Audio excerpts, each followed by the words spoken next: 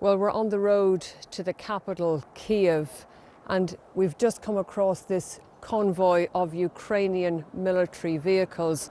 We've been told that they were hit yesterday. They were obviously heading towards the capital to be part of the defence of the city when there was a Russian missile strike. This is an air defence missile system. Very, very few cars on the road this morning. We're making a careful approach to the city, checking the information as we go. Reports coming out from Kiev talk of airstrikes, talk of more sirens, people hiding in basements. It's crucial for Moscow's plans to try to get control of the capital, but that may involve street-by-street fighting. And so far, there's no indication that Russian forces have managed to reach the centre of the city, though there are reports that they are in one of the suburbs on the outskirts. Orla Guerin reporting. Well, let's just show you some images of one of the many border crossings in the region through which Ukrainians are passing to escape the conflict. This is the Medyka border crossing on the Ukraine-Poland border, as you can see there on your screens. And we heard from our correspondent in Warsaw. The latest figures from officials there suggest that more than 100,000 people since the start of this conflict have fled Ukraine into Poland. Poland saying it will take anyone who wants to come in to escape the fighting. Well, Fergal Keane has been with people heading towards Poland, trying to escape the fighting, and here's his report.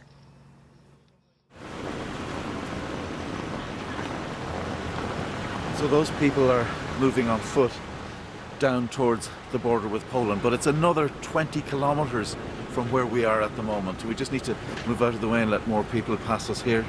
They're coming. And constant procession of people and cars as well. As I've said, 20 kilometres that way, and I'm told another 10 at least that way. Cars are backed up. Now the authorities are trying to create breaks between the lines of cars so you don't get total gridlock and a crush up at the border area. What is really, really obvious here when you look into people's faces, when you talk to them, is this sense of fear. You know, it's nearly midnight where we are now, and they keep coming. And why is that? To get away from any possibility of attack by Russian troops, by Russian aircraft. These are people on the move, quite simply because of fear. And people on the move out of Ukraine into Romania as well. We can show you these images of one of the border crossings there. Mothers and children leaving the conflict zone. The UN saying that this has the potential to become one of the biggest refugee crises in the world right now as people leave Ukraine, unsure of what the future holds for them. Many people effectively becoming homeless in the last couple of days, unsure when or indeed if they can return to their homes, whether their homes will be there for them when they try to return. So this is one of the border crossing scenes in Romania.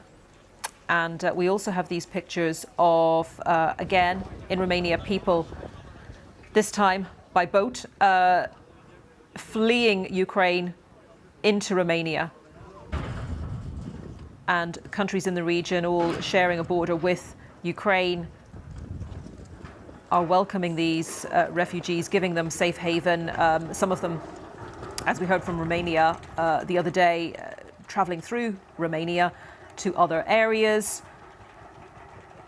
Some staying in Romania itself, a very small number seeking asylum. Of course, they have a right to stay in Romania for up to 90 days without seeking asylum, but clearly Ukrainians will hope that they can return to their home, that their exodus, their exile will be temporary. But that is a question which absolutely nobody has the answer for right now.